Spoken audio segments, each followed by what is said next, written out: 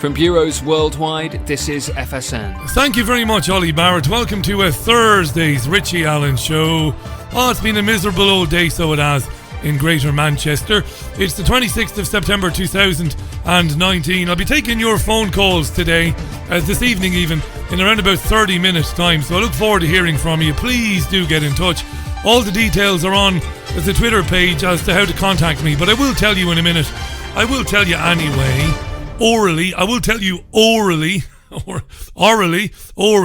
and I look forward, as I said, to hearing from you. You can Skype the programme, or if you don't have Skype, you can phone it. That's not too bad, is it? Let's get on with the old show. And the truth shall set you free. It's the Richie Allen Show. Broadcasting live on richieallen.co.uk and multiple platforms around the world. And now, here's your host, Richie Allen. Lovely to be with you. It really is. Thanks for tuning in. Fab Radio 2, triggerwarning.tv, and of course my own website, richieallen.co.uk. Your phone calls from about 5:30.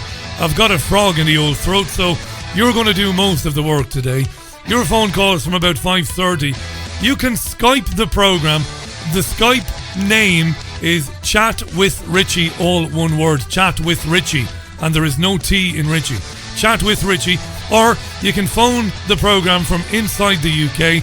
It's 0161, that's Manchester, 0161 818 2018. 0161 818 2018.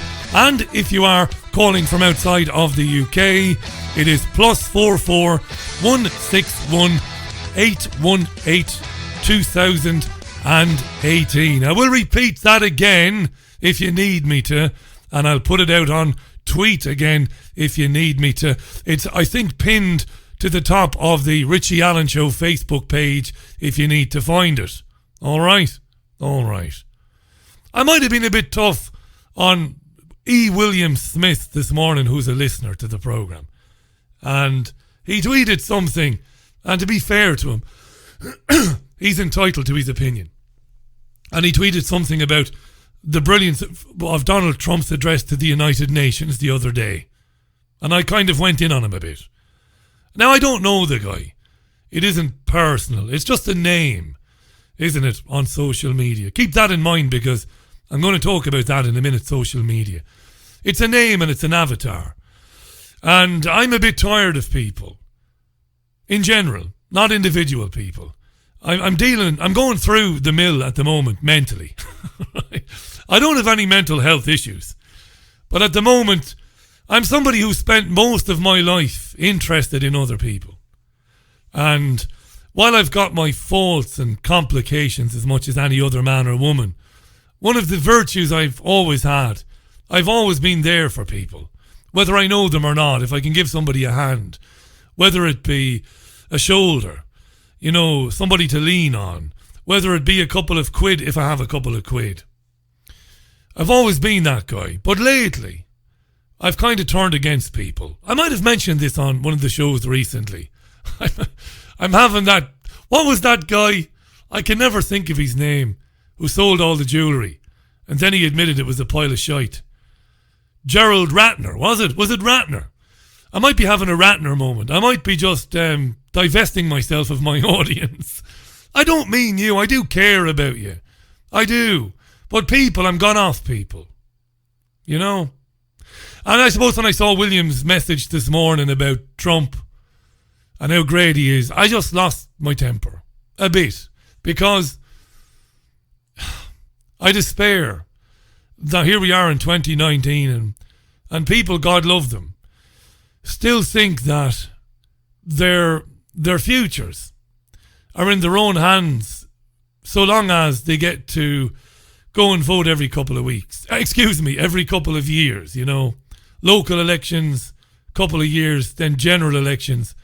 And so my tirade at William was really a tirade at everybody who falls for it, year in, year out. So I'm going through that at the moment. I'm a bit fed up. I'm not depressed. I'm a bit fed up with people. And maybe people are a bit fed up with me. Maybe it works both ways. I don't know. But anyway, so I might have been a bit harsh maybe on William this morning. Look, let's talk about this and then we'll chat, you and I. Don't try and Skype me or ring me at the moment because it isn't switched on. I switch it on when I'm ready to take the calls. Otherwise, there'd be calls ringing and ringing and ringing. I think you'll understand that. So the Skype then is Chat with Richie. Chat with Richie. All one word. The phone number is 0161 818 2018. That's 0161 818 2018. +44 161 818 2018 if you're calling from outside the UK. But don't do that. Skype, you can download it for free and you shouldn't have to pay to call me. Alright, alrighty.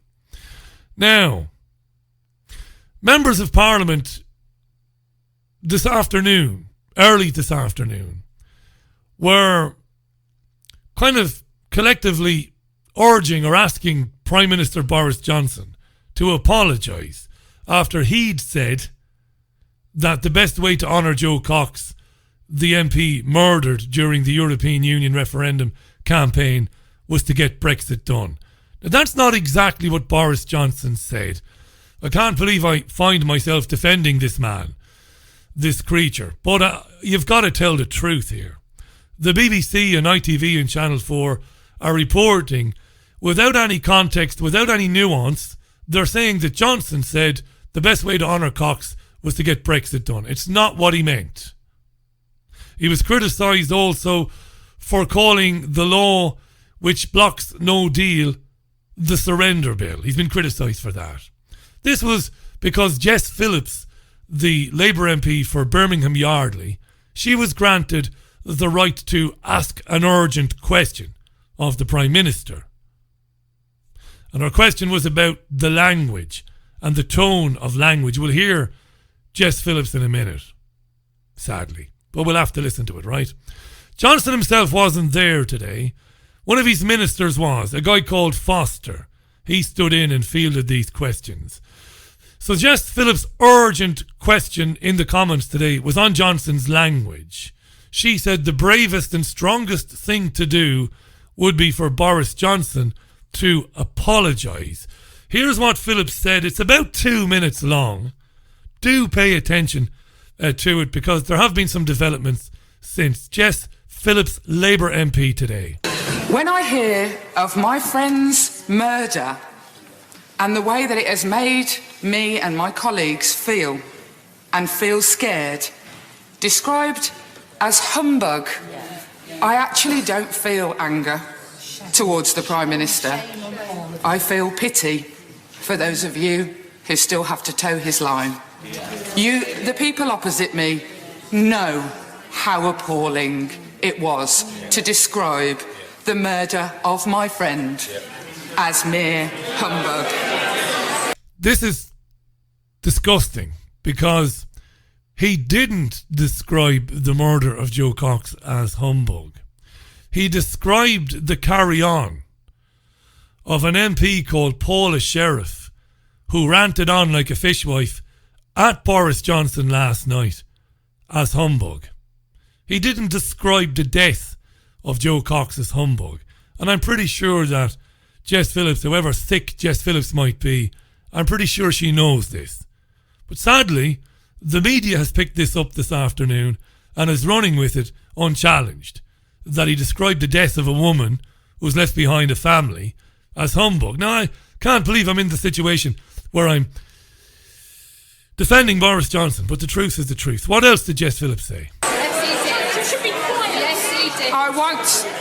Can I ask everybody to act with calm and dignity in this moment? Jess Phillips is asking for calm and dignity this afternoon. A woman who has previously said that if Jeremy Corbyn didn't do what she wanted, she would knife him in the front, she wouldn't knife him in the back. A woman who takes great pleasure in telling people to fuck off on Twitter. Now hang on. Don't get me wrong. I'm not being a hypocrite here. It's not the pot calling the kettle black. I have sworn, and I have sworn at people. For sure I have. But you don't hear me telling people to moderate their language now, do you? All right? What else did she say? I want to ask the Prime Minister to apologise and to tell him that the bravest, strongest thing to say is sorry.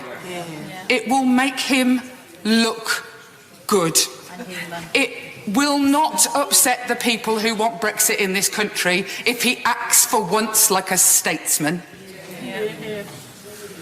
Calling me names, putting words in my mouth and in the mouth of my dead friend makes me cross and angry. I'm not aware of any names that Boris Johnson called Jess Phillips. I do stand to be corrected. If somebody can show me a transcript where Johnson has used name calling as a way of addressing Jess Phillips. And I'm not aware of any time that Boris Johnson has sought to put words in the mouth of the former Batley and Spen MP Joe Cox, who was murdered just before the referendum in 2016. It's not hyperbole. This is pathological lying by Jess Phillips. It makes me scared even. And it makes her scared. But I will not react. The Prime Minister wants me to react so that I join in the chaos that keeps this hatred and fear on our streets. I simply ask the Minister today to request to the Prime Minister... Wait for this. Her request for the Prime Minister is... who's notable by his bravery today. I ask him to ask the Prime Minister... Wait for it. ...to meet with me in private. To meet with Jess Phillips in private. I'd rather meet with Freddy Krueger in private, but go on. With his advisors and some of my colleagues and my friends from Joe's family. Wow. So that we can explain our grief and try to make him understand why it is so abhorrent that he has chosen a strategy to divide rather than to lead. Right, so that is basically a pile of grandstanding, virtue signalling horse manure by Jess Phillips. As aggressive, as wretched, as angry, as vitriolic an MP that has ever bestrode the halls of Westminster. Johnson should come and meet me and the other people who grieve for Joe Cox and her family, and we'll put him straight. Johnson hasn't said anything that could be described as derogatory or upsetting or offensive about Joe Cox, the 3-year deceased, murdered MP, or her family. He said humbug when a woman was screaming abuse at him. Invective across the dispatch box, across the floor last night. He never described the death of Cox as humbug. What they have banged on about more than anything today is the use of the word surrender. The use of the word surrender by Boris Johnson, which is how he describes the bill which passed the House of Lords, and was given royal assent. The bill that declares that he cannot leave the European Union with no deal, that he must take it off the table. That's the truth. It's not conjecture. This isn't my opinion. Now, later this afternoon, Jess Phillips, whose constituency office is in Birmingham Yardley, was allegedly locked down because a bloke started banging on the windows and screaming the word fascist. If this is true, and I'm not saying it isn't, the constituency employees of Jess Phillips, or the employees of her constituency office, were upset and battened down the old hatches, as the old cliche goes, and they phoned the police, and the guy was allegedly arrested. He started slapping his hands on the windows and screaming fascist, and then he was arrested. So a short time ago, LBC Radio managed to get a hold of Jess Phillips to talk to her about this.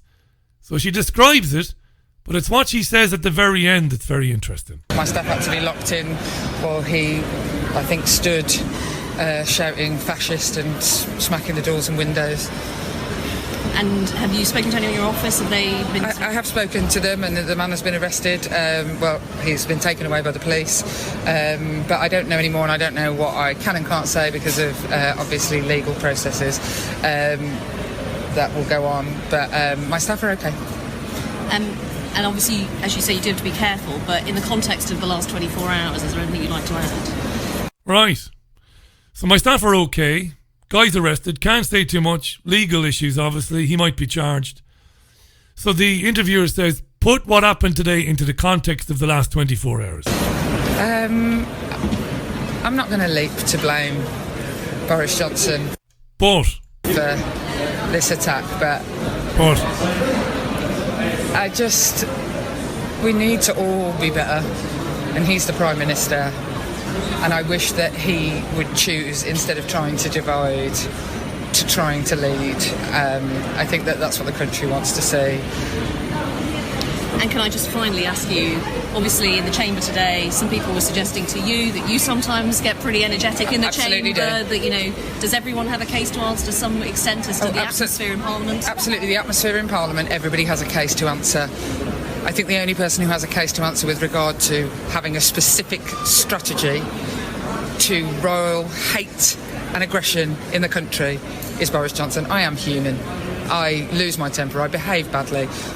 I am the first person to put my hands up and say, and you know what, I will learn from this week that lesson, and it is a lesson hard one, and sometimes I will get it wrong because I am a human being. yeah, Jess is a human being, God love her, you know. She threatens to knife people in the front, not in the back, if they don't do what she says. She lies about confronting Diane Abbott and telling her to fuck off, something which never happened, to make herself look big and bad and important. She swears at people all the time on Twitter. Johnson doesn't do that. Now, I think Johnson is the devil incarnate, to be honest with you, right? But he doesn't do that. He doesn't behave like that. He used a phrase, surrender bill. So I'll hold my hands up. I can lose my temper. I can say stuff. But he can't say this and he can't say that. He can't use language like surrender bill. He can't say humbug. That's Jess Phillips. And then she says this is important. I'm a human being, but what Boris Johnson is not doing, what Listen to this. he is doing is not human. It's not human. It is manipulative. It is purposeful. It is his strategy. He wants people like me to be under threat. He wants people like me to be under threat. That's libelous. And she didn't say that inside the House of Commons. Phillips is as stupid as she is hysterical. Not saying that in the chamber leaves her wide open to proceedings by Johnson and his family. I would take her to the cleaners. She's basically said there that Johnson is deliberately trying to put people like her in harm's way through the use of language like surrender bill. Right, let's hear a little bit more of this. So after the urgent question was put by Phillips earlier on, we're back to lunchtime now, and this urgent question about language was put to this guy Foster in the absence of Boris Johnson. The usual suspects jumped up. Stella Creasy, Walthamstow MP.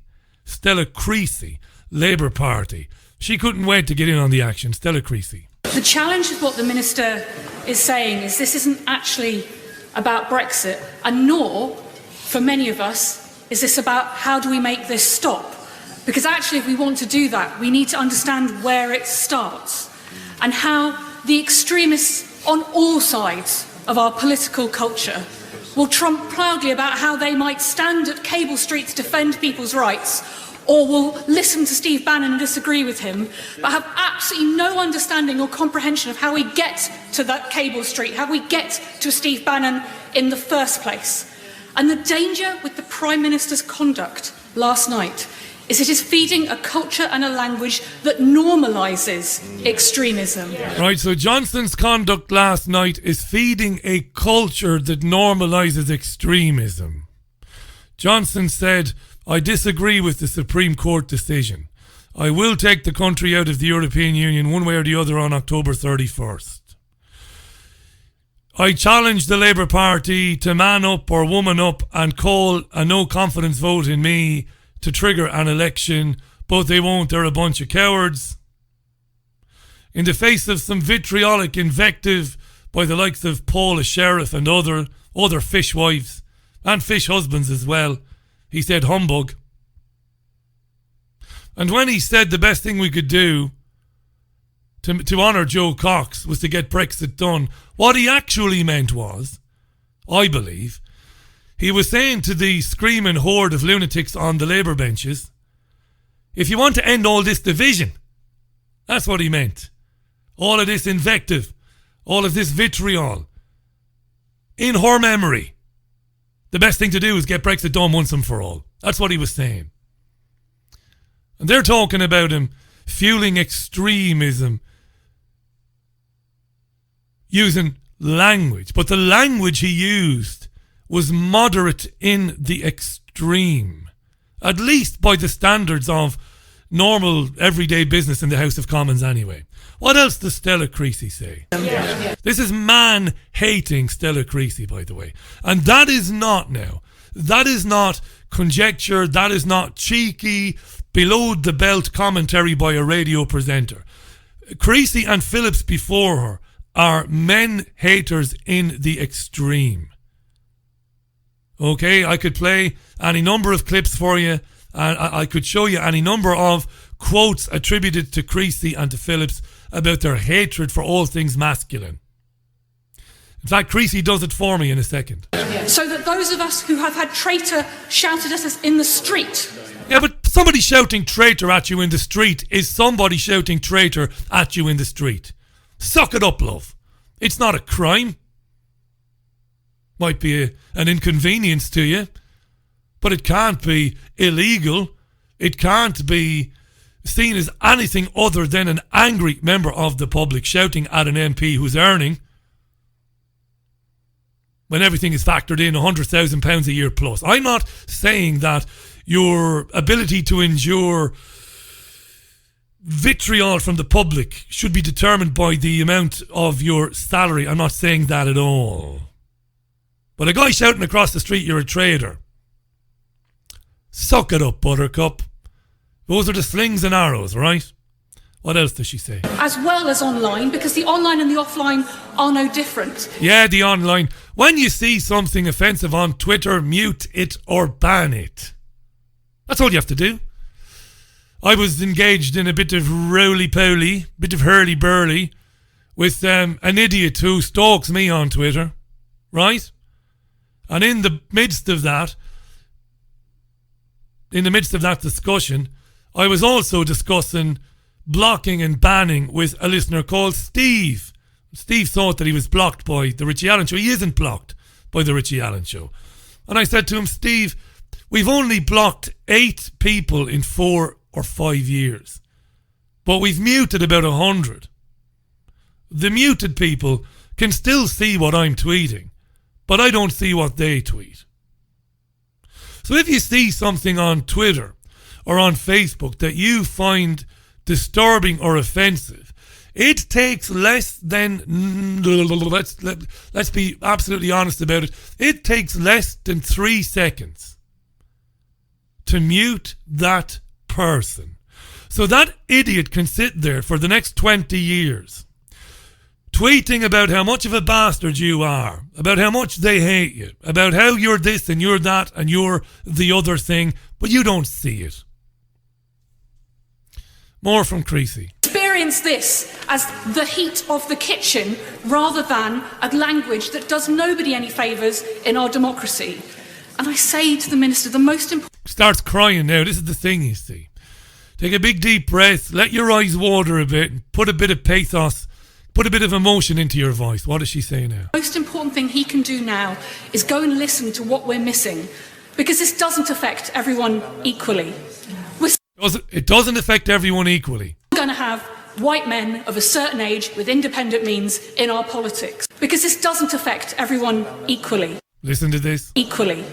We're we're still going to have white men of a certain age with independent means in our politics. Yeah, and she laments that. Oh, woe for the fact that we have white men, middle-aged, in our political discourse, in our political institutions. Oh, woe is the day. You see what you're dealing with here? But it is the young people. The young people now. The women, the people from minority communities who are already saying they're not going to take part in our politics, not because they've already experienced the rape threats and the means in our politics. Let's hear this again, this bit. But it is the young people. The young people and the minorities. It's the women, the people from young people, women and minorities. Let's just get it straight. Young people, women and minorities. In our politics. But it is the young people, it is the women, the people from minority communities who are already saying they're not going to take part in our politics, not because they've already experienced the rape threats and the death threats and the bomb threats and the intimidation, but because they see it. When the trolls are in Parliament, how do we stop feeding the trolls? Yeah, Bercow tried to cut her off, actually, to his credit. And we've been very critical of Bercow. That was Stella Creasy. I'm going to be a few minutes late before I open the phones, but don't panic. We'll have plenty of time to get people on the line. Here's Luciana Berger then. These days she's a Liberal Democrat. Former Labour Party MP. Labour Friends of Israel. One of Corbyn's chief tormentors around the issue of anti-Semitism. She couldn't wait to stand up. Remember, the context is they're talking about the need to moderate language in public discourse. Here's Berger, Luciana Berger. Luciana Berger.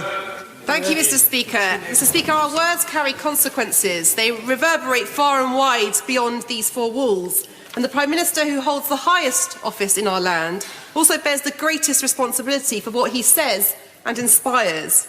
I don't believe the Minister can in one breath tell this House that he seeks to reduce online harm, while the Prime Minister booms out toxic, divisive soundbites, the clips of which are immediately posted and promoted on online, hate-filled social media channels. They're going after the internet. This is partly what this is about. They're going after the internet. But they're also going after people's civil right to be angry with the people they elected to the offices of the state. They want to completely remove your ability. Park that, because I've got some thoughts on that. I'll tell you in a minute. What else does she say? She talks, Berger, about 6 people having been convicted for hate crimes against her. This is new to me. Yeah. We've seen the incidents of hate crime in our country increase. And as a member of this House who has seen no fewer than 6 people convicted of the harassment and the hate crimes directed at me, can I ask the Minister to take back to this Prime Minister that he has to urgently reconsider this deliberate strategy of sowing seeds of division in our country? And that was Berger. Thank you. Yeah, that was Berger. Now, I came across a series of tweets this afternoon by a girl called Ellie Cooper. She's the daughter of Labour MP Yvette Cooper and Ed Balls. Ed Balls is a former MP, former Secretary of State, I believe. These days, Balls is a dancer and a talking head, I believe. I'm not saying that to be rude. Yvette Cooper and Balls are Blairites to the bone. And their daughter is Ellie Cooper. I don't know how old this kid is. And I don't mean to criticise the kid, so I'm just going to read out what she's been tweeting. This is the daughter of Yvette Cooper and Ed Balls. She's tweeting, and I'm reading the tweets verbatim. I am scared. I am scared when I scroll through the replies to my mother's tweets calling her a liar and a traitor. I am scared when our house gets fitted with panic buttons, industrial locking doors and explosive bags to catch the mail. Because she is trying her best to help people, to make their lives better. Even if we disagree with our politicians, when was this something we actively wanted to hurt them for? The whole thing has gone too far. When people start getting hurt is the moment that we should step back and ask if any of this is even worth it. All the anger and the screaming and the taking sides. The traitors and the liars and the surrendering. The thing is, someone has already died. Do we not have the decency and compassion to see that? Can we not all just treat each other like people again? Because I'm terrified if we don't, that something awful is going to happen again. At this rate, that seems like the only thing that could stop us in our tracks. We need to change the way we act towards our MPs before it goes too far, because if not, I have no doubt it will. Is the daughter of Ed Balls and Yvette Cooper. My mother is trying her best to help people. That's patently untrue. That's provably untrue. And it isn't just Yvette Cooper. Elected MPs, whether they come from Yorkshire, Humberside, Redcar, London, the East End, Dover, are not in the business of doing their best to help people or make their lives better. That's obvious to even the most committed Democrat, to even the most committed Anglophile who votes in every bloody election, local, town council, mayoral, even to the most ardent participant in democracy. They know in their bones that the MPs are not there doing their best for people and to make people's lives better. It's patently obvious. People are getting hurt, allegedly. Well, Joe Cox was murdered 3 years ago. And as far as I'm concerned, that murder hasn't been solved. Thomas Mayer is rotting away in prison for it. And I don't believe that there was conclusive evidence that he was even behind it. But I can't prove that. Outside of that, people are not getting hurt. MPs have not been attacked. I know there was allegedly a plot against an MP that was filed earlier this year, allegedly. But I don't know if that's true or not either. But MPs are not being attacked. And they're certainly not being attacked because Boris Johnson said that the bill which took no deal off the table is tantamount to a surrender bill. He can't say that, Boris Johnson. He can't say that. Disenfranchised people right across the country, working class people, have been raped by the political class year in and year out. And those people, my neighbours, by the way, your neighbours, they cannot use the word traitor and they cannot say the word fascist. Why not? What else can they do? What else can they do? They don't get to see their MPs. Don't think or imagine they do for a minute. Oh, well, they've got their surgeries in their constituencies. They are carefully screened to make sure that anybody who might cause even a modicum of trouble is banned or precluded from those surgery meetings. People have been ignored for years by the political class. And then what happened? Well, social media came along. And all of a sudden, they have a chance to vent. Wow. I see my Member of Parliament has got a Twitter account. And if I tweet and I put their Twitter name in the tweet, I can challenge them directly on Twitter and on Facebook. Chance to vent. Because for years, their phone calls, their letters and their emails weren't returned by their MPs. Not unless the inquiry is something very benign. And I know this to be true. Send them an email asking them about, I don't know, something to do with the price of wheat or the price of oil. Send them an email asking them, would they look into putting some more ducks in the pond for the OAPs, and somebody from their office will get back to you. Ask them about something serious and you are ignored. Demand answers about Brexit and you are ignored. I know this for a fact. So people had social media. All right, I can join in. I want to say this, and I don't believe I've got a patronising bone in my body. Maybe we sound patronising sometimes, people who make programmes. I come from Ballybeg in Waterford City, which is a working class housing estate. Priory Lawn I was brought up in. And I remember it fondly. And I want to talk about conflict resolution in working class folks. Because I remember one of the first things the future Mrs. Allen said to me. And before we met, she'd had a boyfriend for a couple of years. He came from a working class family as well. He came from Tipperary, I think. And she was fascinated, was this mild-mannered French woman who came from a home, came from a place that was entirely different to Ballybeg in Waterford, or Rathkeil in Limerick, or Ballymun in Dublin. She came from a place, did the future Mrs. Allen, when people had issues with one another, they talked them out in a moderate and rational way.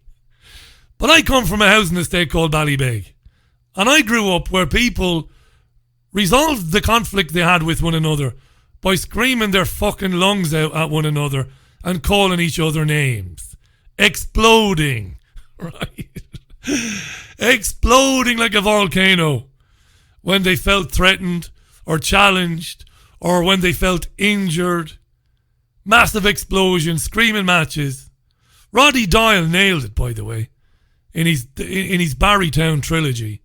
It is hilariously funny, but he nailed conflict resolution in working class families. Not sophisticated. Not even remotely sophisticated. And when I said this before about sophistication, I was called a snob and I was called an elitist. Jesus Christ, if you only knew where I come from. It's only recently that I've begun to address my own I don't know, approach to dealing with conflict resolution. I've been a screamer and an overreactor. It's where I come from. It's as Irish as fucking Clover Meats. It's as Irish as Glanbia. It's as Irish as Henry Shefflin. Massive explosion, people having a go at one another when they don't know how else to deal with it. Lack of sophistication, it's not a lack of intelligence. It's how we respond. And when an MP is walking down the street and some bloke who's fucked, who can't pay his council tax anymore because it goes up by 4% every year, his job's not paying enough. He can only barely make the rent every month. This is true for millions and millions of people in this country. It's not an exaggeration. Every fibre of his fucking being is stressed to bejesus. And he's like me, that guy. He comes from a working class council estate. And he looks across the road and he sees Stella fucking Creasy or Jess fucking Phillips. What does he do?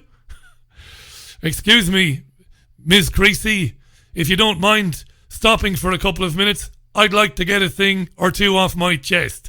Of course he doesn't. He says, hey, Creasy, you fucking traitor! You bitch! You're this, you're that! You bitch, you fucker! And then he keeps walking. That's what he does. I've done it myself. Right? I had to learn. As I grew up that I was working with people and sharing space with people who didn't come from the background I came from. And I'm not fucking 50 Cent here. I'm not saying I came from the hood. Right? But I grew up in a working class estate where a lot of people weren't working. The best people in the world. And hearing people shouting through the walls that were so thin, by the way, in the words of the immortal Brendan Grace, God love him, that when you open up your oven, the fucker next door was dipping his bread in your gravy. Right? You could hear people shouting at one another. It's what people do. Food bank usage rises, council tax rises, Brexit betrayal. What does Jess Phillips want? People to say, oh, I'm sorry, Jess, but if you don't mind awfully, fuck off, you know? Bills up to your tits. We're in that situation, and I don't want any sympathy. If anything happens to us, we're about 6 weeks away from the fucking street. Whose fault is that, Richie? Well, I've worked every hour that God sent my entire life. So is the future Mrs. Allen. It's the banking and political elite's fault that we are struggling from week to week. And we don't know where the next fucking holiday is coming from, most of us, who haven't been on holiday for years. Escape. No, you're just stuck with it. Right? No jobs. No jobs. I speak to people around here all the time. 0-hour contracts jobs. Fucking worthless. The political class, I explained it on the paper review show this morning. They are fucking people. And people are hurt. They are bewildered. They are angry and they are lost. And now they are being gaslit by people like Stella Creasy and Jess Phillips. They are being told that they are toxic for no other reason than they are men. Number one, which is complete fucking balderdash, bollocks, crap, whatever you want to say. They are being told that they are full of hate, that they are misogynistic, they are racist, they are worthless. You're worthless. That's what your members of Parliament tell you every day of the week. While they collect £100,000, pass fucking go, commit crimes on a daily basis, and don't ever go to jail. Ellie Cooper, God love that kid. Wouldn't say a word against her. She's a kid. My mother gets up every day and goes to work for the people. She doesn't my fucking arse go to work for the people. No more than Tony Blair went to work for the people. And where we are now, dear listener, these criminals are saying to you, we will set the parameters of any criticism of the process. Can you effing believe it? We will set the parameters of any criticism of us. We'll frame the debate. You can criticise us, but only this way. Very Israeli that, isn't it? Very Zionist that. Yes, if you want to criticise us, you will do it within this set of guidelines. Imagine. And where this is all going is full internet lockdown. Total control of not only what can be said, whether it's online or in the street, but also when you can say it. And the consequences are going to be swift and brutal for people who step outside those guidelines. I have no time for Boris Johnson. Do I have to keep saying that? Do I? None. But Boris Johnson hasn't used language that could be construed as inflammatory. Language that could be claimed to be inciting people to shout fascist and traitor at Jess Phillips. Jess Phillips is the definition of a fascist. As is Stella Creasy, the definition of it.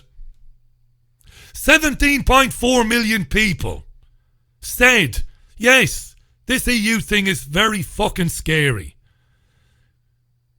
Alignment is speeding up at the rate of knots. Control by Brussels over policies, foreign policies, budgets, budgetary policies. It's all happening.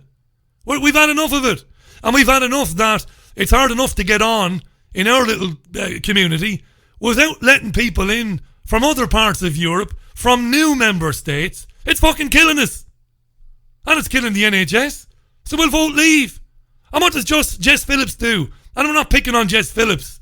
She's the one with the big fucking mouth today, like the Watford Gap.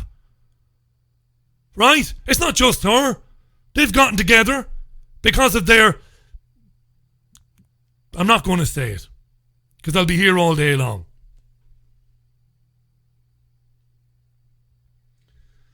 They've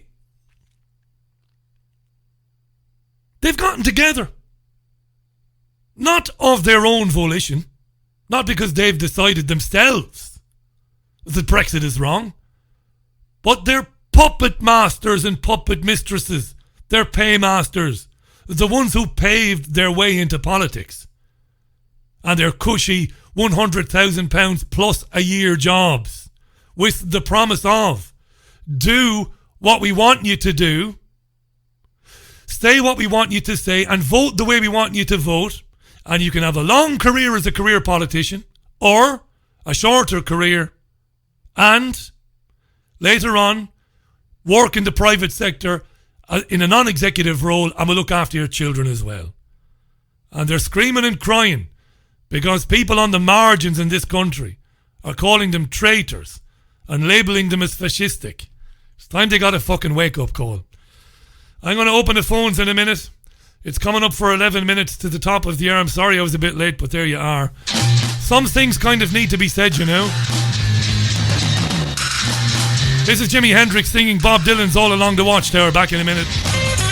Right, Jimi Hendrix, All Along the Watchtower on the Richie Allen Show. Welcome back to it. Sorry I'm a bit late going to the Skype and the phone. Before I say hi to John, John is standing by on Skype there.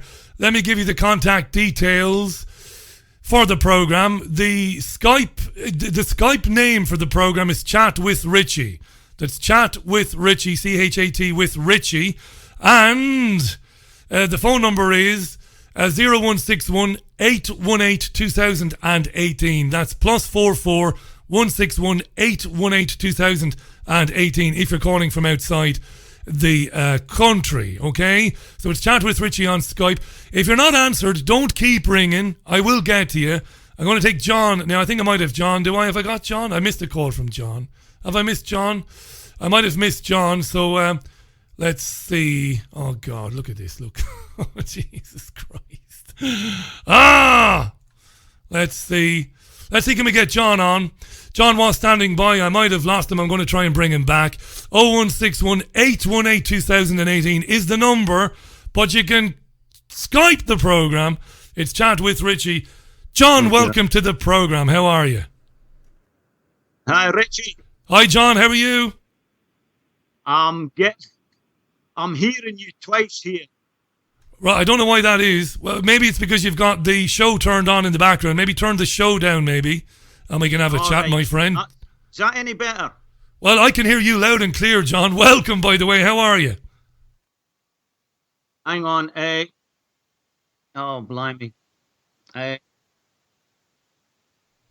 tell you what, John. We'll come back to John in a minute. We'll let him sort these sound issues out there, and I'll call him back. We're going to the phone line now. Caller, welcome to the program. Who have I got?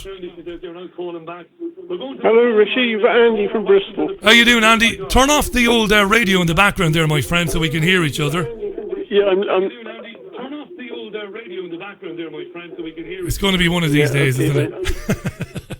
Yeah, just turn me off there, Andy. So that I know some people are actually calling on the device that they're listening to the radio show on, which is the thing. Andy, how you doing? I was actually listening to you online, as I always do. Yeah, see, I said to myself, he's listening to me on the device that he's phoning from. There you go. Listen, mate, welcome to the program, Andy in Bristol. The floor is yours. Go ahead. Yeah, thanks, Richie. It's a pleasure to talk to you at long last. My pleasure. I've been a listener for quite some time. You know my second name is Newman, so... Andy, of course, I see you on Twitter, Andy. That's good. Absolutely right. It's good to hear from you. It's good. So, mate, so you set the agenda then. What would you like to talk about?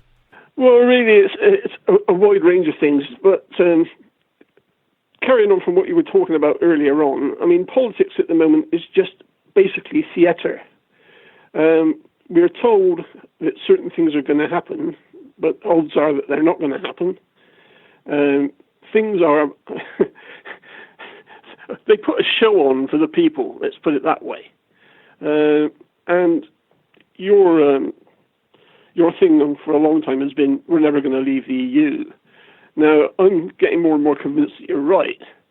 And the other thing that convinces me is when the government starts putting adverts on the TV and on the radio saying, get ready for Brexit on October the 31st. Yeah. They put them on before and we didn't leave then. So yeah.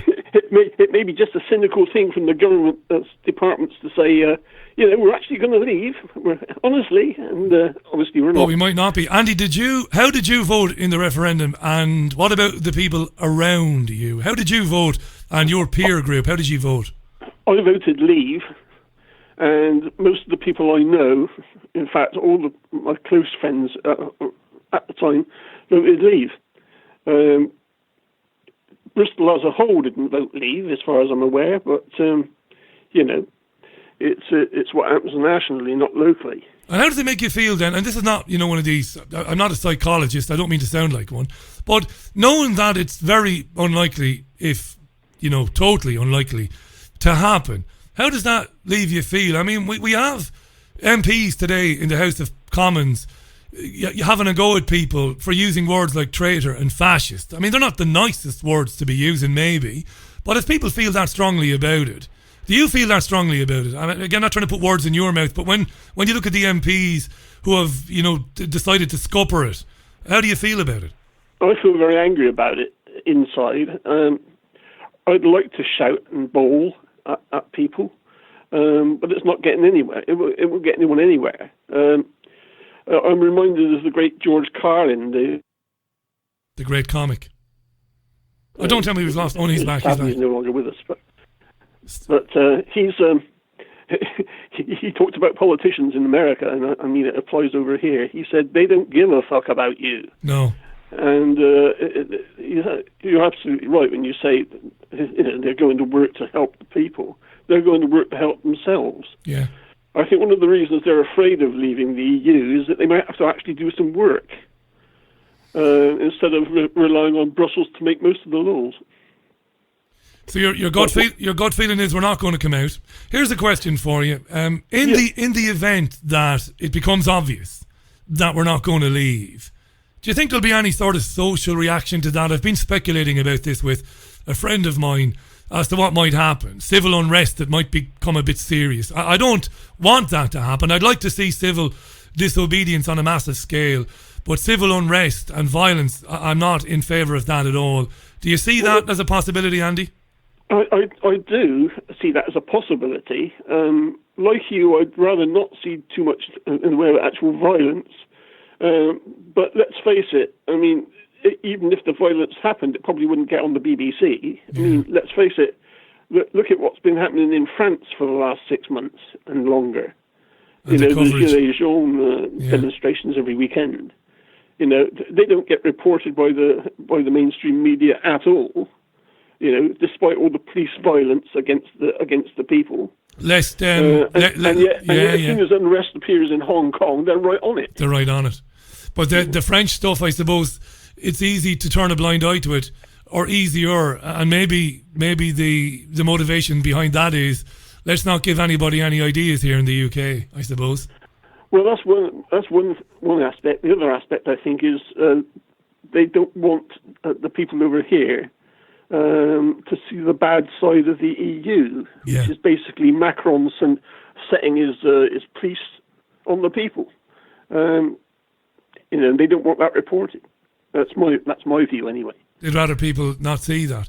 Andy, I'm getting lots of calls coming in. It's my own bloody fault for not starting on time. So I'm going to try and take a few calls. I'm really glad you phoned up. I see your tweets all the time, of course, during the live show, and I really do appreciate that. And thanks, mate. If you had anything else you wanted to say, Andy, you can say it before I take another call, mate. I don't want to just cut you off there, but there are lots of calls coming in.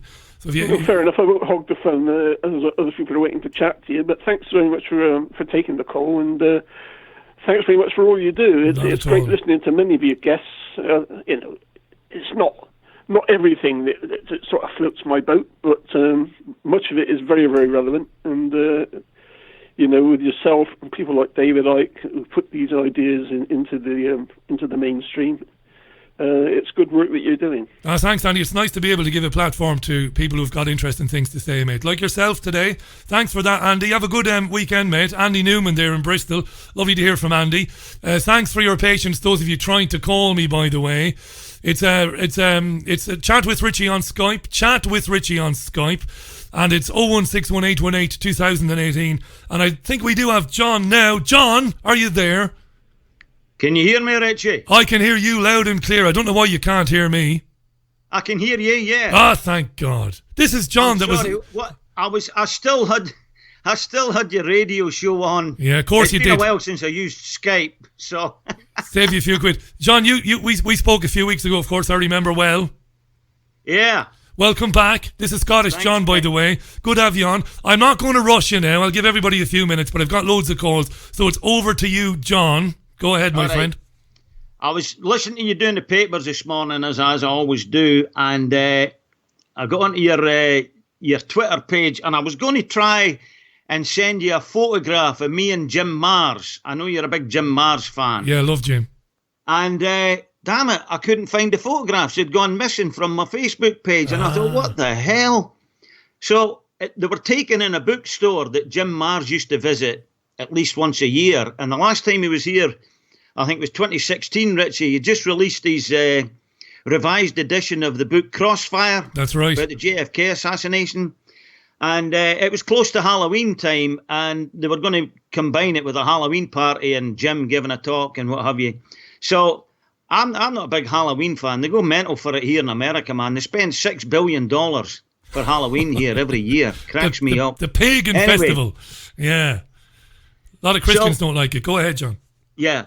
So I'm thinking, well, I'll make an effort. And my first thought was, I'll go to a fabric shop and just buy a big bit of green fabric and wear it like a poncho and pretend I'm the grassy knoll in Dallas, you know.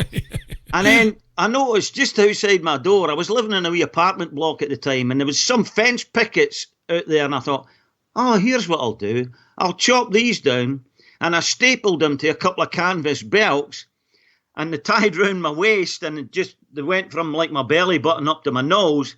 And then I bought myself a mask and I wore a cowboy hat because I didn't want to be recognised when I walked in the store. So I carried all the stuff with me down to the store, and I'm stood in the back alley outside getting this costume on. And I hear this voice say, "Excuse me, sir." And I turn round and there's a cop. And he asked me what I'm doing. And I said, well, what the hell does it look like? I'm saying I'm going to a fancy dress party in Brave New Books here, and I'm getting my costume on before I go in because I don't want anyone to recognise me. Yeah. He says, now, the Brave New Bookstore was in the basement, and up above it there was a branch of, I think it was a Chase Bank. And this cop says, yeah, there was a branch of Chase Bank got robbed somewhere else in Austin the previous night. And I'm thinking, so what, you think I'm getting bloody dressed up like this to rob a bank? Right.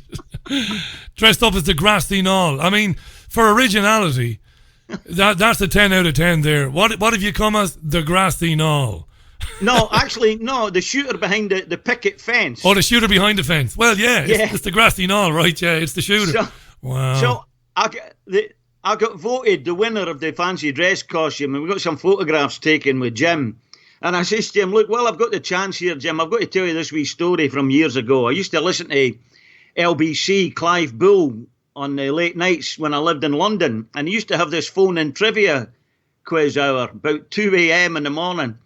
And we had this woman on one night, and she's got a few questions, right? And the next question is, Clive asks her, who was shot in Dallas on November 22nd, 1963? And she says, J.R. Ewing. Did she really? She did. J.R. Ewing, marvellous. Yeah, so I had to tell Jim that. Anyway, I've got a couple of other things here, Richie, and I'll get through them as quick as I can. As quick as you can, because I've loads of calls coming. I don't want to be rushing anybody, but I'm going to give you 2 minutes, John, and then I'm going to move on because I'm getting lots of calls coming in, mobile calls in the UK and outside the UK. So go ahead, my friend, quick as you can. All right, let me just think. I'll tell you what, I've listened to you and Tony Gosling for yonks talking about the Salisbury shooting or poisoning of the Skripals. Yeah. And I don't know, have you ever managed to get your hands on a book called Spycatcher by Peter Wright? No, I'm aware of the book, but I've never read it. Yeah. I have it, mate. Now, when I listened to Theresa May stand up in Parliament and talk about that, my first reaction within seconds, man, this is bullshit. Yeah. There's no way the Russians would be that bloody stupid. Not that stupid, no. They were smart enough to get their guy to the #1 spot in MI5 back in the bloody 60s or 70s, whenever it was. But listen, seeing as how you're pushed for time, Richie, I'll leave it at that, because the other things I want to talk about, they take a bit of time, so we wouldn't have time. So we'll call that. Oh, here, let me just. No, we'll leave it at that, mate. All right. If you don't mind today, John, we'll do this again in the future, no doubt. I've just got so many calls coming in. I'm going to be hammered if I don't take some calls. So, all right, thanks for calling, mate. Good to hear from you. That's John in Texas, in Austin, in Texas. Let me go back to the mobile phones. Call from inside the UK. Caller, welcome to the programme. Who am I speaking to? Hi, Richie. This is Melanie. I didn't catch that. It's Melanie from Newcastle. Oh, excuse me, Melanie. And how you doing, Melanie? Welcome to the programme. How are you? I'm very well, thank you. Well, things could be better, but, it's probably the same for lots of people. It sure is. Lovely to hear from you, Melanie. Thanks very much for calling in. And like I say to everybody, the floor is yours. What would you like to say? Well, problem is there's so many different things we could talk about. Lately, I've become very interested in joining the dots regarding the transgender agenda, because there's lots of spin-offs, I think, that are all linked together, including the education of children now, the introduction in the future of AI, some of the YouTube videos I've been saying where they're extending, or there are discussions being encouraged about extending rights to robots, whether they'll have human rights or not. And I don't know. I feel like a lot of these things are linked, and I don't feel like I've got anyone to talk to about it. Most people just don't seem to be getting it. No, they don't. It's the sort of thing, if it comes up in conversation, or if you bring it up, people, they just don't kind of want to hear about it. And maybe it's because people are being put under pressure all the time to kind of affirm their, I don't want to say loyalty, but to kind of demonstrate that they're fine with it, no matter what it is. I'm very interested in this as well, this teaching of children about gender identity when they're very young. I mean, you might be aware, Melanie, that we talked earlier on in the week, and I think we might have talked last week, they're going to be talking to children aged 5 and 6 about self-touching, which is absolutely bizarre. I mean, I don't have any children. Do you have any children, Melanie? I have 2 children, thankfully, in their 20s now. I've forbidden them to have any grandchildren while I'm alive, which is actually really sad. I don't want to say that, but I'm horrified about the way things are going and concerned about people who have children in state schools. I'm just wondering, actually, if the private school sector, if they are running the same programs. That's a brilliant question, that. That's a brilliant question, because I don't know the answer to that. Melanie is on the line from Newcastle. Melanie has 2 children in their 20s. Before we talk about private schools, if this is obviously a stupid question, but I'll ask it anyway.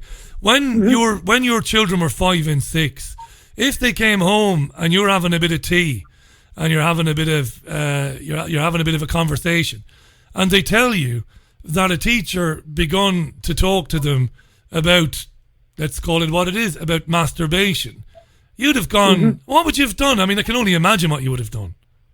It is beyond inappropriate. Like I started off with the transgender thing, I feel as though this is a very, very dark and very, very sinister agenda that people really haven't got into their heads as being such, I think it's just bypassing a lot of people who perhaps think it's harmless or, perhaps, they're just not questioning. I think what I'm most disturbed about the education thing is the teachers. Where are they? I thought these people were educated. If you were educated, I would be questioning what they're doing, Melanie, maybe some have. This is one of those subjects that has me thinking, like yourself, it has me thinking regularly. Like I think as well, there are a lot of teachers. I don't know how many teachers are working in the country, but it's tens of thousands, obviously, maybe more. And I have to think that many of them are uncomfortable with being asked to talk about sexual identity, gender identity, sexuality, masturbation with very young children. But this is a terrible economy, isn't it, Melanie? I mean, I mentioned earlier on, most of us genuinely are living from month to month. And if you're a teacher, you might think twice about raising a concern. What do you think? Sorry, say that last bit. No, I'm asking, what do you think? I mean, you might be very reluctant if you were a teacher to raise your hand and complain or ask any questions because you might find yourself out of a job. No, I do get that. The problem is that we're all being held over the same sort of barrels in terms of saying anything, being outspoken, being remotely going against what's being foisted on everyone. But at what point are people going to realise the consequences of this is very dehumanizing.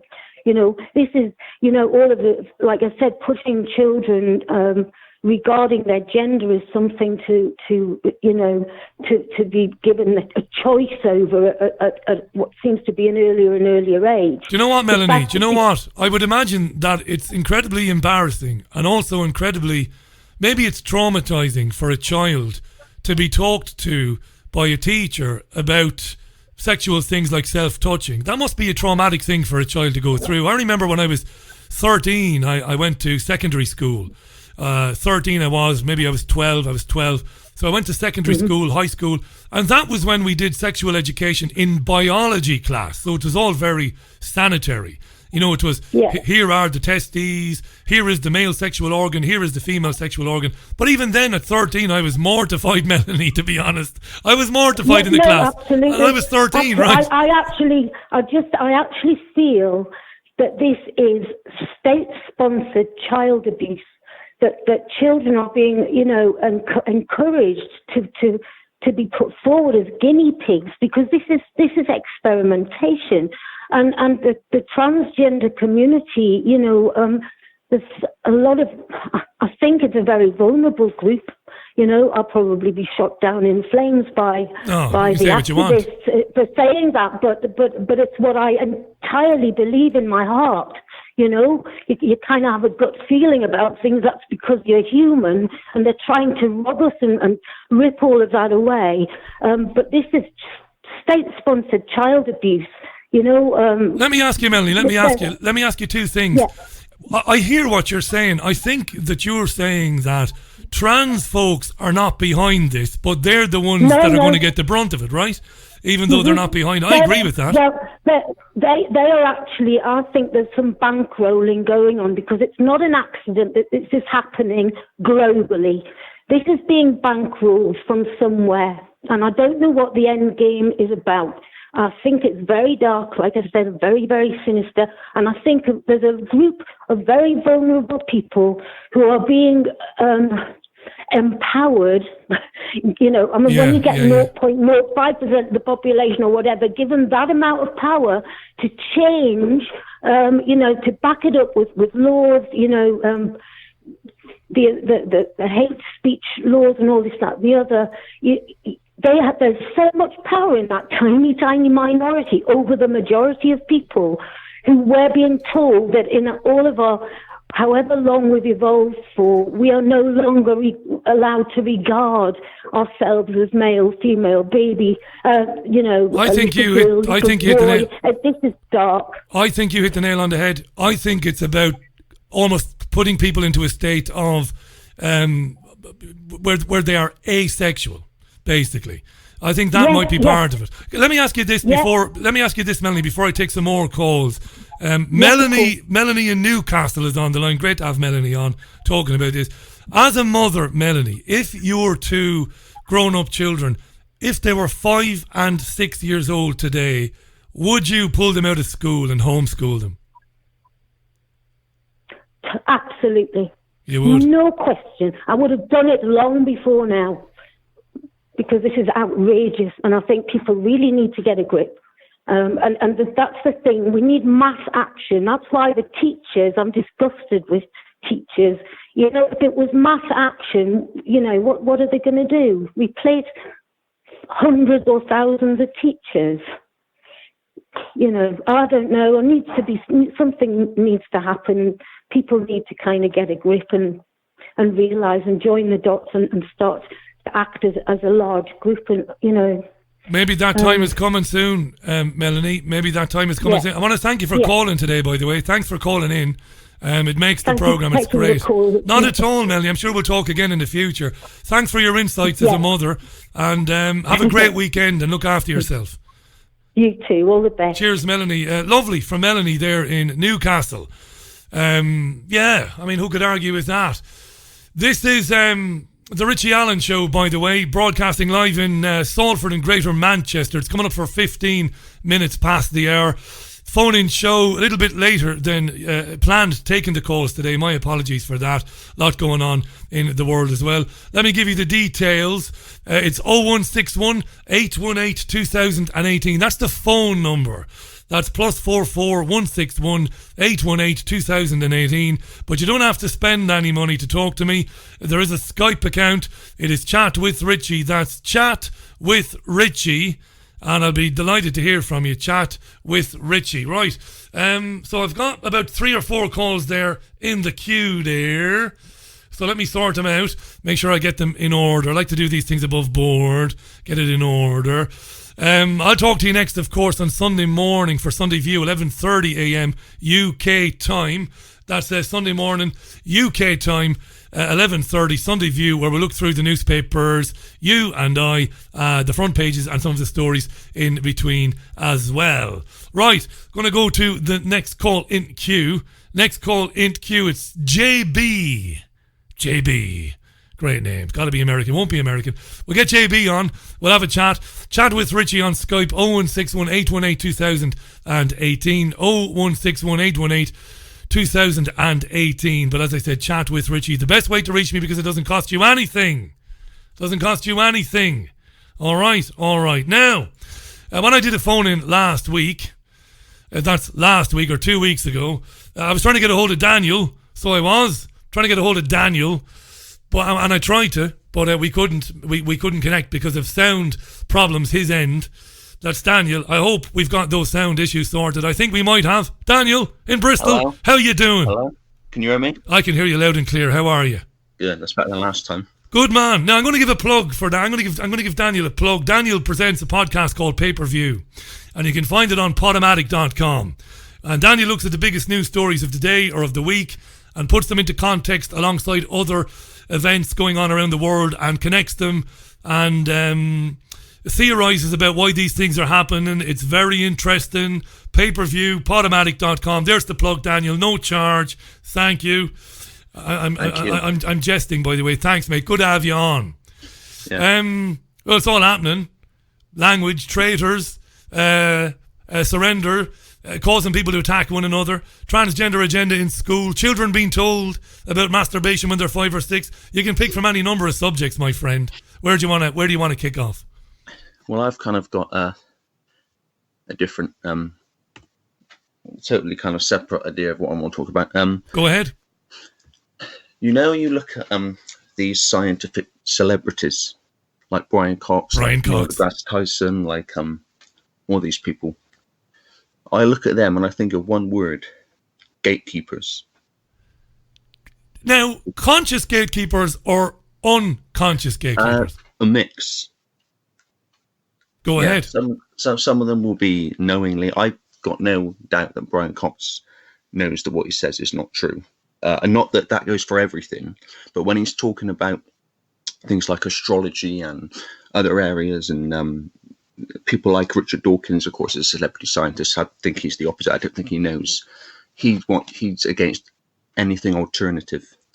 But I think Brian Cox is there as a figure to trash the idea that anything alternative, which is based on an understanding of the nature of reality, which the elite have to keep secret from us. What about Cox gives you that? I'm not saying for a minute I disagree with you, but just to be the devil's advocate, what about Cox in terms of the way he conducts himself and what he does gives you that impression about him? I'm no fan of his either now. Go ahead. Yeah. I just think the way that he seems to have this kind of contrived personality. He's always got that inane grin. And he does. I don't like he seems to have a problem when anyone kind of suggests that there might be credibility in anything alternative, as does Richard Dawkins, but I don't see him in the same way in that situation. I think he just has a problem with it because he just doesn't believe it. Yeah, Dawkins is famous for his atheism, isn't he, Daniel? He's famous for believing that we're here and that's all there is, and we die and then we're gone. That's Dawkins, and he's a bit rude, is Dawkins, and he's a bit obnoxious at times. But I'm going to agree with you. I think Dawkins is committed to what he believes and he's genuine. Cox, I'm inclined to think you might be onto something. Yeah, I mean, the thing is that there is an awakening in the world now, and part of that awakening is understanding the nature of reality, and they have to have people. See, the reason I call them gatekeepers, it's a bit like the New Age, when you're becoming aware that there's more than the physical dimension to existence. You've got, if you're the elite, to keep people in a cul-de-sac where they think they're making progress, they think they're awakening, but actually they're just being kept in a cul-de-sac and they're not moving forward. And in many ways, the New Age is that when you look at it, because there's a lot of externalizing power in the New Age, and rather than realizing that we're the real power. And in the same way, when you look at these people like Brian Cox, he's kind of a figure that is,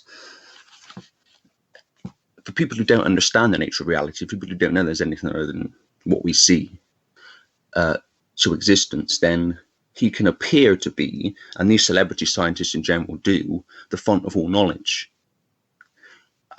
When actually there's a heck of a lot of information and knowledge about reality and the deeper levels of the rabbit hole that exists now. But if you're the average Joe or Josephine watching, you're going to think, and this is all part of the elite's manipulation, you're going to think, well, if they don't know the answer, or if they say we're not sure about this, we're not sure about that, then how the heck will I know? Yeah, it's a good point. And that's the mentality when the information is there. But when the information is there, just in case people listening overseas don't know who Brian Cox is, Daniel is talking about this guy. He's the BBC's go-to man. He's a young man, a physicist, educated at one of the Ivy League universities. He's presentable. He's a good presenter. He's a very good communicator. Looks good. And he is the BBC's chief. I'm going to use strange language here. He's their chief explainer of the universe. He's their chief, explainer, their chief correspondent, and he does all these documentaries with lovely graphics and lovely music, talking about the Big Bang and where we came from and planets and all of this.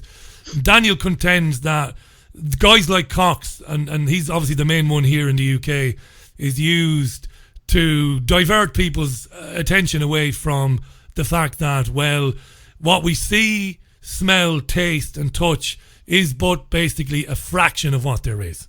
That's what Daniel is saying. I think you're onto something. Well, the irony is that mainstream science says that. Doesn't it? Of course it does. I mean, you could talk to me about visible light, right? Yeah. Do you want to explain visible light? I'm putting you on the spot now. According to mainstream science, ironically, of what exists in the universe in terms of mass and matter, is what they call the electromagnetic spectrum. There's a spectrum within what exists. In other words, the light spectrum, because that's what light is, electromagnetic radiation. What we call visible light is a tiny fraction of a fraction, a tiny fraction of 0.005%, which is what the electromagnetic spectrum is said to be. And that's, we can only see visible light. So we can only see a fraction of existence. So what on earth is outside of that? That's brilliant. You've just described what our field of vision is. It's in a massive room, it's a little speck on the wall. That's our, you could be in Westminster Abbey, and our field of vision, this is scientific, Daniel is telling you the truth here, our field of vision is a little speck of paint on one of the walls. You've got everything else that's around us, but we can't see it. And, that makes the idea that aliens, what you ever want to call them, interdimensionals or ghosts, whatever, can't exist ridiculous, because are we really saying that the rest of existence is nothing? Of course not. What we're seeing and experiencing now is nothing in comparison. Virtually nothing compared to whatever else is outside of visible light. And you've never heard, I couldn't claim to have watched every single Brian Cox broadcast. I certainly have not. But I've watched them all over the years intermittently. I've seen Attenborough, I've seen Horizon, of course, the BBC Two programme Horizon. I've watched all of those. I don't ever remember anybody talking about visible light and the electromagnetic spectrum. And it's scientifically proven. And yet you'll never hear anybody on the BBC say, guess what? There's a lot of stuff going on around us that we can't see. And by going on around us, we don't mean off-planet. We mean interdimensional stuff. Yeah. Well, I mean, how much information about Saturn is there in the alternative media that you wouldn't hear on BBC? Oh, reams of it.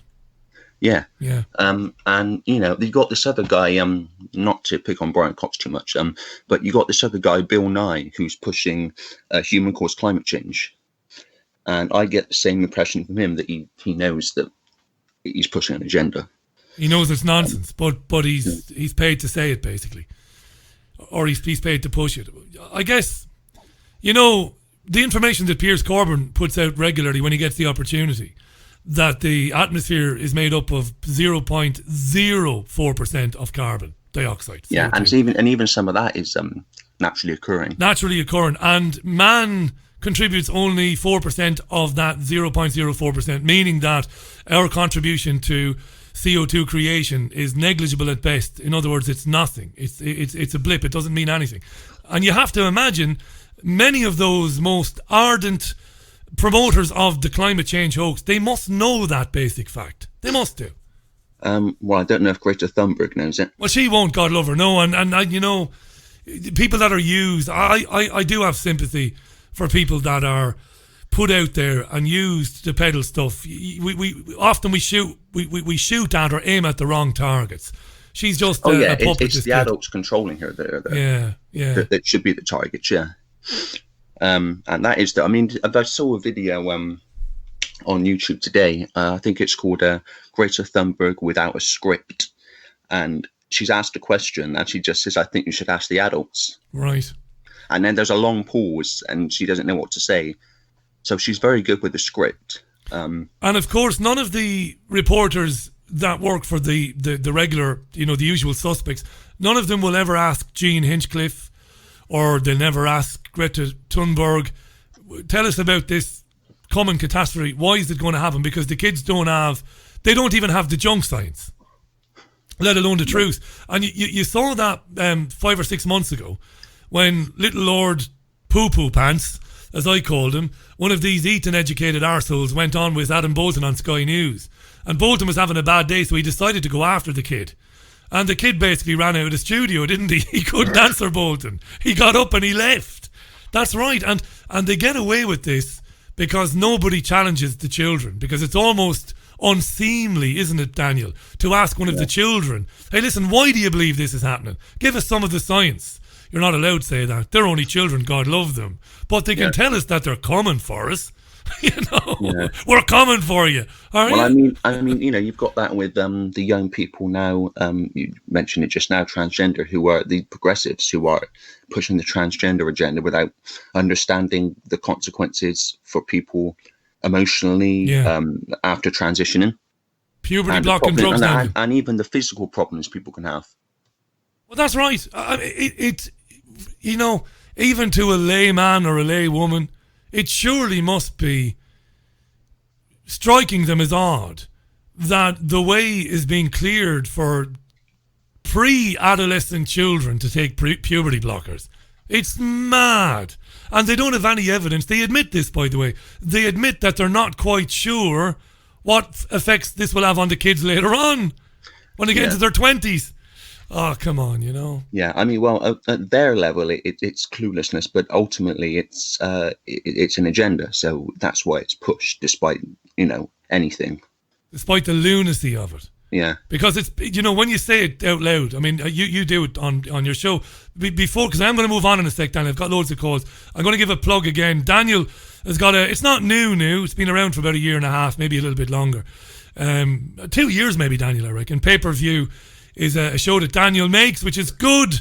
He was inspired by people that he's read over the years, people like David Icke and Jim Mars and others, and he puts together a show called Pay-Per-View. It's on Podomatic.com, check it out. And because it's on Podomatic, it will be on, I'm sure it's on Spotify, and it will be on iTunes as well. It's on all the platforms. It's on all the platforms. When I hear it, I get a notification through Podomatic that you've done it. So that's where I would hear it. But check it out. So I'm going to give you the final word, mate, before I move on, because there's a mobile number. It keeps ringing over and over and over again. It might be a disaster to answer it, but I will answer it in a minute. I'll give you the final word. Congratulations on pay-per-view. I'm glad you're doing that. Final word on these agendas, mate. Are we ever going to get out of this madness, Daniel, are we? Or is it just going to get worse? we are, and kind of tying into what I've been talking about, we are when we realise that reality is not what we think it is, and we are not who we think we are. And the awakening that comes from that, where we start to get insight through consciousness, through our own insights, rather than having to be told by some professor or some scientist or, you know, celebrity or otherwise, or some newsreader or teacher or lecturer, what reality is. Brilliant, mate. Brilliant. Daniel, that's good, mate. Good to have you. And I know you talk about these things on your podcast. So again, I'll give a plug to the podcast. Paper, that's Paper, obviously View on Podomatic, iTunes, Spotify. Well done, mate. Glad you're still doing it and improving it all the time and putting content in there. And I'm sure we'll talk again real soon, Daniel. Yeah, hopefully. Bye. Cheers, mate. Have a brilliant weekend there in Bristol. That's Daniel there, who I've known for quite a while. It's 01618182018, 01618182018. That's the phone number, +44 161 818 2018. But you don't have to spend money. You can chat with Richie on Skype. The Skype name is Chat with Richie. Is this Darren by any chance? Yeah, that's Darren, yeah. Darren, right. How you doing? Finally. Nice to have you on. I don't know what happened earlier on. You rang and it came through my phone. It came through another device. But anyway, you're here, mate. I'm glad you're here. You're in Wales? I ain't in fucking Wales. I'm in Bristol. Oh, you're in Bristol as well? That's the third. No, I'm not just in Bristol, not Wales. You're in Bristol. I'm just in Bristol. Right, so no, right? I say as well because I've had 2 callers from Bristol already. You're the 3rd caller from Bristol. Fair There's play. something going on. Listen, mate, you've been trying to get through. I'm glad you did. What would you like to talk about? Right, I want to tell you, right, that we're not leaving the EU. I've been saying it since 2016, right? Yeah. It ain't going to happen. You know it, and I know it, right? What are we going to do about it? Well, we're going to do fuck all, aren't we? Because there's no backbone in this fucking society anymore anyway, isn't there, right? Right. Sadly. You know that. Do you know what I mean? You're just spraffing the case. I don't blame you. I mean, you're telling people what's what, which is true. You're not lying. Oh, well, it doesn't mean it's no. true. It's just my opinion. I mean, what I say is not necessarily true. I've just never believed that it would be allowed. Now, you obviously It won't don't... be allowed. Why? Why They've won't it be been allowed? building this, they've been preparing this for 50 fucking years. Or whatever it is. You know what I mean? This is the plan. Right? This is what I believe.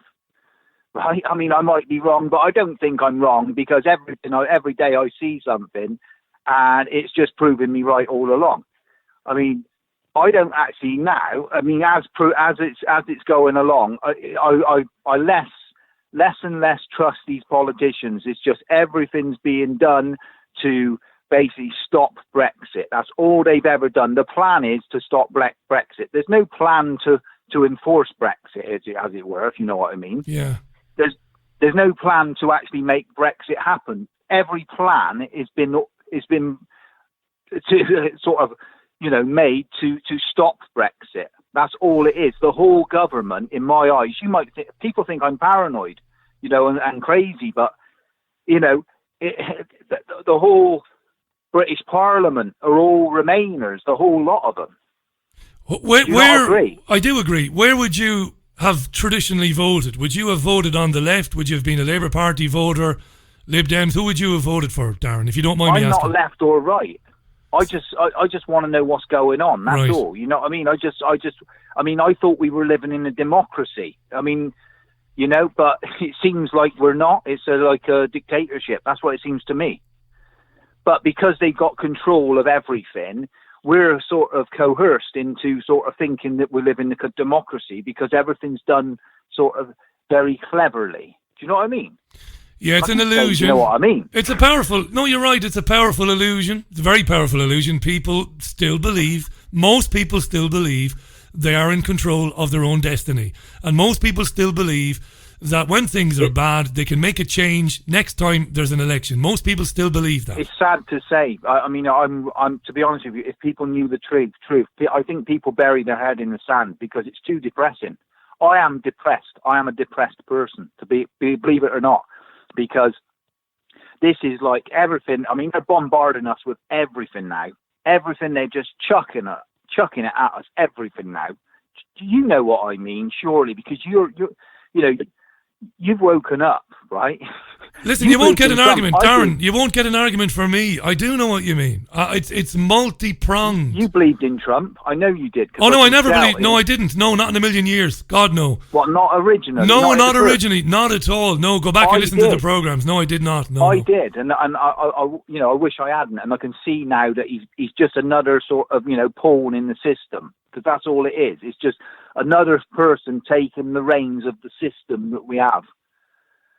And it's this Boris Johnson thing as well. I mean, everyone thinking, oh, he's doing a good job and all this. No, he's not. You know what I mean? He's there to he's there basically to basically fail. I cannot see us leaving the EU. It's not what they want. When I say they, these people who control everything, it's not what they want. I mean, I can't name any names, but it's just a general feeling I get in my bones. Do you know what I mean? Yeah, because the European Union was and is a very big part of a future one world government. Of course it is, where you have centralised control rather than individual countries making laws for the benefit of their own citizens. You have lots of countries coming together and giving power to a centralised command set up like we have in Brussels. You saw that, Darren. You know that. That's why you voted to leave the European Union. And sadly, most people don't see that. They don't understand it. They don't have the...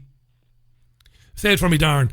They don't have the information. You get your information from different sources. I don't think they're interested in the information because they're in the system. The system basically... So they don't care. If you abide by the system, you go along with the system. Everything in the system means what you do. I mean, they've got everyone shutting up big time now. You can't say nothing in the workplace. You'll get the sack or whatever. If word gets out that you've said anything, you're liable to get the sack, and that's your livelihood, right? This is very serious, by the way. What you're describing there, what you are describing there, is incredibly serious, and it's absolutely true. I'm saying to my listeners time and again, if you have a job, if you work in an office, if you work in a school, if you work in a building, you need to be very careful these days what you say on social media, on your Facebook, on your Twitter, on wherever, because you are being judged based on your opinions on issues to do with sexuality, issues to do with politics. You've hit the nail on the head there. You can't have an opinion anymore. No, you cannot can't have an opinion. People seem to think that we live in a free country. No, we don't. This is a dictatorship because everything is it's in everyone's doing stuff. It's all in your subconsciousness. It's all socially engineered into you, through the TV. I haven't watched TV for years right now. I do not watch it because everything you see is I don't know what you call manipulation. It, a virtual signal. Yeah, it is, and it's manipulation. Telling you what's what the world is, right? Yeah, absolutely. I'll make my mind up. Let me decide what the world is. On the basis of when I was growing up. I'm in my 50s.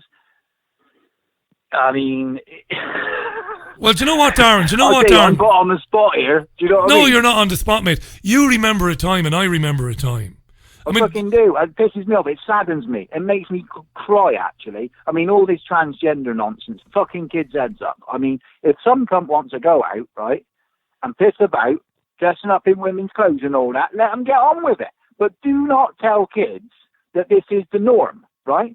I reckon this is a depopulation program, right? I don't know. I mean, because all these people aren't going to have kids.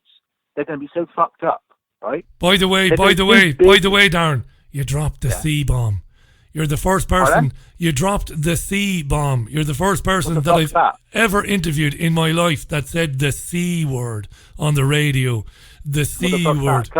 Yes, that's the one, yeah. I don't give a fuck. What the fuck, man? I mean, do you know what I mean? No, we don't. It's a word that I would rather we didn't use on this programme because it might get me kicked off. All right, fair enough. Okay, well, you just cut me off if I carry on saying that anyway. Yeah, but don't say it. I'm not saying I haven't used it before, but it's not the best word to use. But look, anyway, I'm not judging you.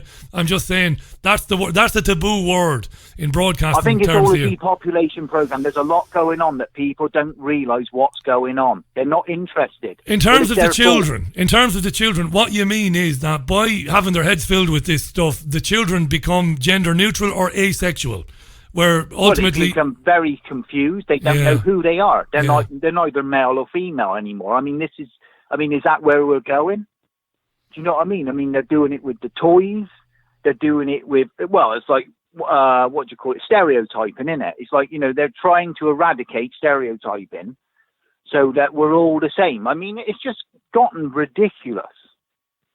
Everything's just gotten so ridiculous. Like I said, can I suggest something to you before I take another call? Take antidepressants, yeah, all right. Not at all. And you know I wouldn't say that, Darren. Not in a million years. No, it's all right. It really saddens me because I come from a Christian value. I'm not a Christian, but I was brought up on Christian values, right? Yeah. I was told to basically, you know, a man and a woman, and, you know, you replicate, you know, you have children, etc., right? I mean, nowadays, it's like, I don't know what they're up to, but it seems to me it's all pushing towards depopulation. I mean, there's too many of us now. But, I mean, you've got to admit there's too many. I mean, we can only get bigger. And the whole sort of letting migrants into the country, I reckon it's to dilute the people of the country. Like, so there's no people of the country. It's certainly it's one of the things about migration. It's meant to keep us bickering and fighting with one another rather than uniting against the agenda that you've just talked about. That's right. How can migrants unite? We can't all unite. We're all from all over the place. I know, but we've got intelligence, haven't we? And if you've got migrants, if you've got people migrants, are too busy buying new cars, buying their houses, paying for their houses, consumerism, earning their money 8 till 5. Right? That's all they're interested in. Money, money, money. That's all what people are interested in. Money. Nothing else matters. I speak to my missus. My missus, right? She is fucking pissed right off with me, right? Because I try to I just want to know what's going on in this world, right? What makes us tick? Money. That's all it is. Everybody wants money, money, money. I mean, how much money do we need? Yeah, how much does anybody need? How much? I mean, possessions do anybody need? Why aren't we taught how much money we need? What is really important in this life?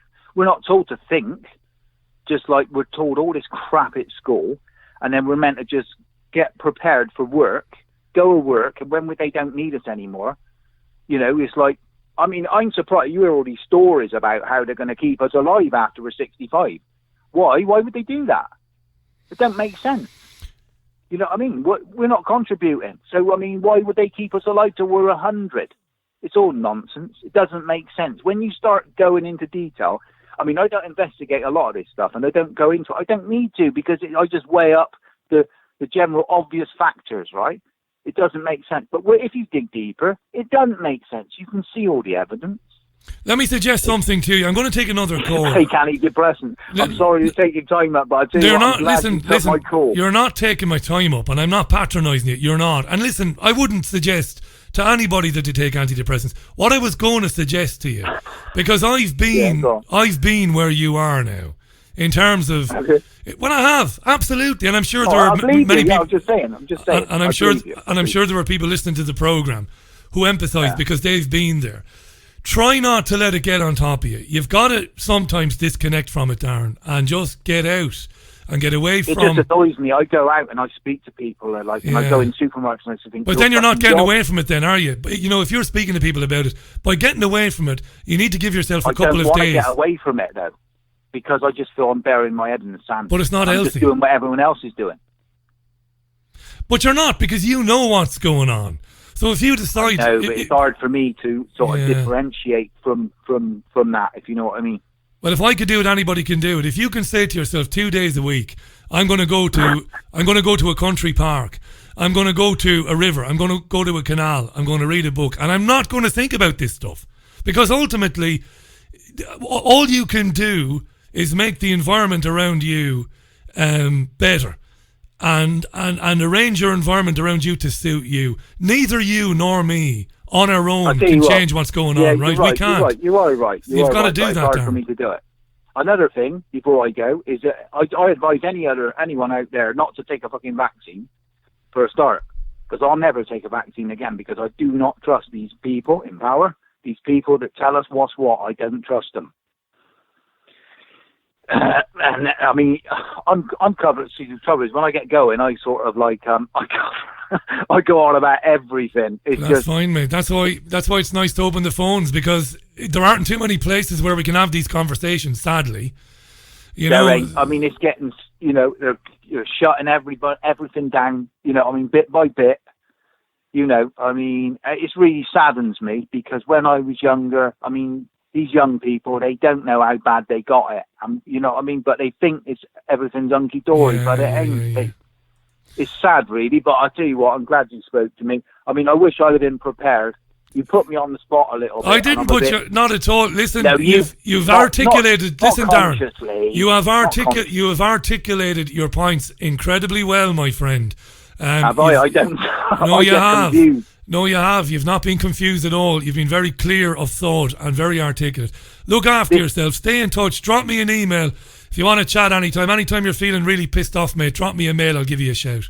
All right. Yeah, I'll tell you what. I liked your video earlier. Very passionate. I like that. I don't know. If you even had my missus's attention, right, which is very rare, because you had a little bit of passion there this morning. I thought, yeah, you're saying things what I feel. You're saying what I feel. Thank you. No, you're welcome, Darren. And regards to your other half, by the way. Yeah. Your better half. Your better half. We have to say that, don't we? Nice to speak to you, Darren in Bristol, mate. Stay in touch. You ever need anything, don't get too bogged down by it, mate, because ultimately, you know, there are things you can do. There are places you can go. There are books you can read. There's music you can listen to. You cannot allow this stuff get on top of you. I often say it when I finish up Sunday View or when I finish up the Thursday program. I often say it. I say, what do I say? Disconnect from it. Get away from it. Give yourself a break from it. JB in Sweden. Am I going to give JB a call?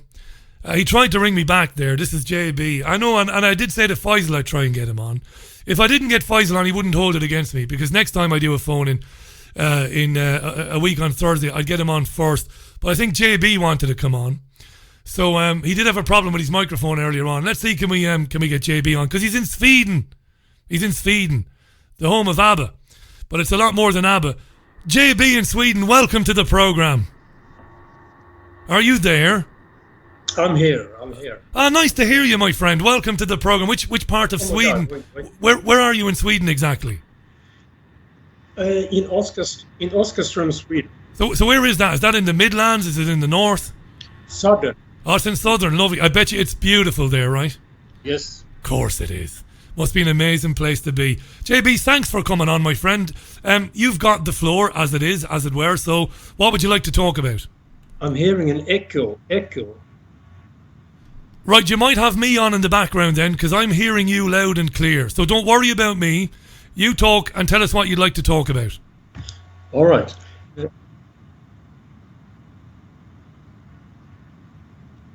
Go ahead. Okay. Melanie talked about the diabolical scheme with the transgender stuff. Yes.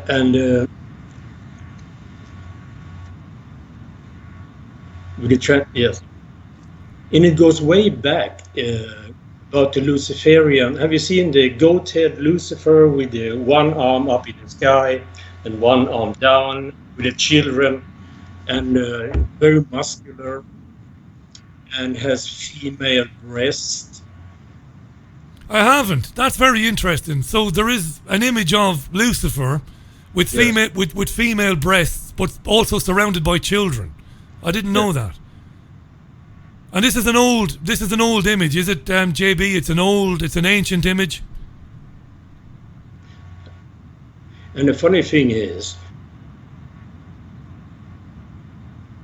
the line is really bad now, and JB keeps dropping out. I'm really sorry about this, JB. But they have the old medical genetic symbolism. Right, JB is dropping out there. I'm really sorry about that. This is really a pain in the backside, because he's talking about something really interesting there, and I'd love to get into it. Let me just tell him there. Line dropped out there. Okay. Yeah, you see, this is what happens when you don't have a producer and you don't have an editor. Wow, he was getting into some interesting stuff there. Because I don't know anything about this, but apparently there was an image or an effigy or a mock-up of Lucifer going back, and I think he was saying that it's linked to transgenderism, that Lucifer had, and fair play to JB, he's just come back to me to say that he'll fix the audio for next time, because I want to get him on next time we do a phone in to talk about this. But apparently this Luciferian thing is it's both male and female, and he reckons this is linked to this agenda, and I'd love to get into that with him. Straight to another call on the phone. Caller, welcome to the programme. Good evening. Hi. Hi to yourself. Who am I speaking with? Mark Best. Mark Best. How you doing, Mark? Welcome. I'm doing well, thank you, Richie. It's lovely to hear from you, mate. Welcome to the programme. What would you like to say? Go ahead. I want to talk about the effect that the welfare changes in the last few years have had on people with mental illness and the consequent increase in the number of homeless people. Because I find I often see homeless people being berated around here in the Midlands where I now live. I'm originally from Manchester. But it just outrages me because I know that many people with lifelong difficult mental conditions such as bipolar and schizophrenia were suddenly bereft of their safety net of benefits and told, oh, well, actually, with the right help, we can get you a job, in McDonald's or somewhere. Yeah. And they end up not being able to pay the rent and out on the street. And every time I walk, I'm a lucky one because I've got a wife who's got a decent job, and therefore I can, I've got my own safety net. But a lot of these people don't have that, and I just think a lot of people are so unsympathetic to their plight and regard them as idlers and drug users. Well, I tell you, if I was on the street, I'd be using drugs. Yeah. And I just think people need to be aware that these benefit changes, the removal of benefits, have caused incalculable numbers of deaths and so much misery. And I just want people to be more, sympathetic to the plight of the homeless. Be a bit more human when you meet people, and don't make assumptions about people. Exactly. When you meet them, because you have no idea what they've endured, where they've come from. I'm not trying to, look like a nice guy here, because I'm not. But if we can do anything when we're out and about, if you meet somebody who's a bit down on their luck and they're sleeping rough. I mean, the future Mrs. Allen is amazing. She'll never pass anybody without speaking to them, without asking them who they are. And if she has a couple of quid, give them a couple of quid or buy them a coffee. And Mark, I'm so glad you brought this up, and I think we need to pay more attention to this on this program than we have done in the past, because I've had some emails from people who want to talk about it. Benefits. We've talked on the program before about benefits being stopped for people, and I understand these are punitive sanctions taken by the government, the Department for Work and Pensions, and these have hit people with chronic mental health problems harder than anybody else. Is that right? Correct. And also, it must be remembered that it was actually Labour that, I know how you feel about all the political parties, but having been brought up by my dad to revere Labour, I was astounded that things got worse under Blair than they had been under Thatcher, and that's when I started to I didn't realise when Corbyn came in I was conned again, but that's the last time. The Labour instituted these reductions in benefits because I personally felt them. I mean, as I said, I'm lucky because I've got a wife who's got a decent job, so I just thought, screw it. I should have really appealed when they suddenly said, oh, well, actually, you're fit to work. And I'm like, well, manic depression doesn't die, and it is often untreatable, as it is in my case, which means that, you can work a bit sometimes during the year, so I work for myself when I can, but you can't hold down a job. Like, when I was originally diagnosed, I said to my doctor, it doesn't feel right, this, being on the sick. And she said, well, it's not fair on the employer because you're never going to be well, throughout the year, which you're not. And people, and then suddenly they say, oh, actually, screw that. You're fine, with the right help, you can do this, that, and the other. And so they stop your money. And I at the time, I was so in such a bad place mentally that I didn't pursue it. I should have appealed, really, but I thought, Christ, it's going to, it made my condition deteriorate, and I don't need to do it, so I'll just forget it, which I did do. It's a terrifying thing, Mark. It's a terrifying thing to think that, my God, there are commitments next week. There's a bill that needs paying. There's rent that needs paying. And when you don't have any money, it is absolutely terrifying. And I can say that I've been in that position on many an occasion over the years. There is nothing worse than it. And if you're dealing with illness and ill health, I don't even want to imagine that. And we could talk in the last couple of minutes we have. I wish I'd have spoken to you a bit earlier. Maybe we'll get you on again in the near future. But we could talk about how the government introduced this universal credit nonsense, which rolled up benefits. And for our listeners overseas who might not understand this, people who desperately need assistance, not lazy job-shy bastards, but people who need help, used to get various government assistance payments maybe once or twice or three times a month at different times. And for some people this is important because maybe they're not, maybe not able to manage money. It works out well for them. But they decided to roll all the payments up into one. And then at the outset of this, they left people waiting 6 weeks, sometimes 8 weeks, sometimes 10 weeks for the payments. And people killed themselves, didn't they, Mark? Yeah, exactly. The figures aren't available, but it is known that there has been a huge increase in suicides amongst that community of mentally ill people, and it's truly shocking and disgraceful. It's a disgrace to humanity. And can I ask you this? Where you presumably you do listen to the program. I do. And thanks for listening to it. So you will know that many of the guests believe that this is not bad management, that they're trying to get rid of people. Do you buy into that? Yeah, I totally think that they just want to waste that section of the population. We're of no use to them. Economically, we are, inviolable. So yeah, we're just, we're what's the phrase? Useless eaters. Yeah. So yeah, they just want us dead. Yeah. But you're not useless eaters. You're sentient, individual, sovereign human beings. And I'm not saying you're the least of us. You're not the least of us, Mark. But when the least of us needs a bit of help, it demonstrates how healthy a society is by what we do. And when you leave people rot on the streets with mental health problems, and you take money away from them, and you leave them lying there with no dignity and people walking past them spitting on them, well, it shows that not only is society not fucking healthy, it is a failed state.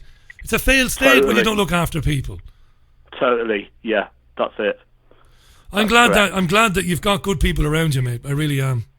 Okay. And so do I. I wouldn't be I wouldn't be healthy.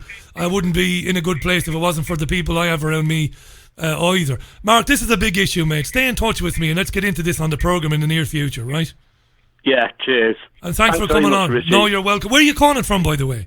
I live in Staffordshire near Lichfield. Oh, you're in Staffordshire. Okay, mate.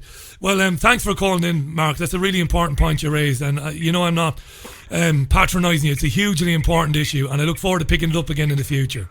Thanks, Mark. Cheers, great. Thanks a lot. Have a great weekend, mate. That was Mark there. I think Mark said it's Mark Best, right? I think he said it's Mark Best. Thanks to all the callers. The ones I didn't get on, you're first up next time. Thanks for listening today. Thanks for the week. Thanks for all the guests that came on during the week. We will speak again on Sunday morning for Sunday View. That's Sunday View at 11 o'clock UK time on the usual channels. Going out with a bit of Al Jarreau today. And I look forward to, I'm looking forward to a couple of nice days off. Disconnect.